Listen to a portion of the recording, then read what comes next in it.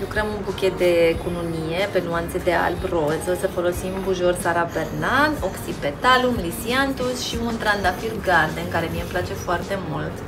O să punem doar câțiva, un white cloud de la Alexandra Farms. Este o fermă care produce niște trandafiri extraordinar de frumoși, abia aștept să se deschidă. Gata! Să-i dăm drumul la treabă.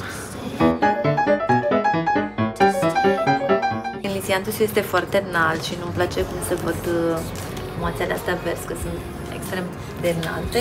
Mie îmi place să le tund, le mai egalez, le mai frezez. În floristică suntem și pe dusori.